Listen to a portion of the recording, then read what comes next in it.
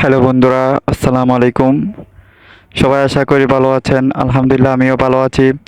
আজকে আমি আপনাদেরকে খুব গুরুত্বপূর্ণ বিষয় নিয়ে কথা বলবো। সেই বিষয়টি হচ্ছে লং ভিডিও আপলোড না করলে কি কি সমস্যা হতে পারে। আমরা যারা নতুন কন্টেন্ট ক্রিয়েটর, দেখা যায় ফেসবুকে পেজে বা ফেসবুক আইডিতে আমরা সব সময় রিলস ভিডিও আপলোড করি। বেশি বেশি রিলস ভিডিও আপলোড করে, কিন্তু আমরা লং ভিডিও আপলোড করি না। লং ভিডিও আপলোড না করার ফলে আপনি কখনো মনিটাইজেশন পাবেন না। তাই আমি আপনাদেরকে আগে থেকে সতর্ক করে দিচ্ছি, যারা নতুন কন্টেন্ট ক্রিয়েটর তারা অবশ্যই প্রতিদিন একটা করে লং ভিডিও আপলোড করবেন 3 মিনিটের। আবারও বলতেছি, প্রতিদিন একটি করে 3 মিনিটের লং ভিডিও আপলোড করবেন দয়া করে। কারণ আমি নিজেই সবসময় রিলস ভিডিও আপলোড করতাম, আমাকে মনিটাইজেশন দেয় নাই।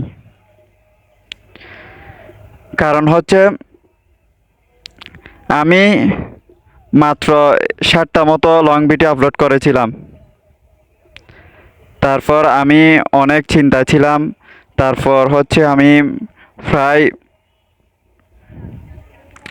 ধরেন অনেক দিন ধরেই কষ্ট করতেছি, এখনও আমি মনিটাইজেশন পাই নাই। কিন্তু মনিটাইজেশন সেট আপটি আসছে, কিন্তু আমি ইনস্ট্রিম অ্যাডস সেট আপ যখন করছি, তখন হচ্ছে রিভিউ ওরা আমাকে 14 দিনের জন্য রিভিউ তো রাখছে। তাই সবাই আমার জন্য দোয়া করবেন, যাতে এই 14 দিনের ভিতর আমি মনিটাইজেশন পেয়ে যাই। আপনাদেরকে তাই আমি সতর্ক করে দিচ্ছি, যারা নতুন কন্টেন্ট ক্রিয়েটর তারা প্রতিদিন একটা করে লং ভিডিও আপলোড করবেন দয়া করে। প্রতিদিন 2টা রিলস ভিডিও আপলোড করবেন, আর প্রতিদিন একটি করে লং ভিডিও আপলোড করবেন। দেখবেন ইনশাল্লাহ আপনি তাড়াতাড়ি মনিটাইজেশন পেয়ে যাবেন।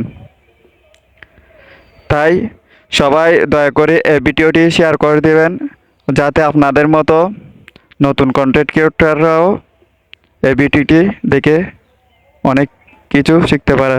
সবাই ভালো থাকবেন। আল্লাহ হাফেজ।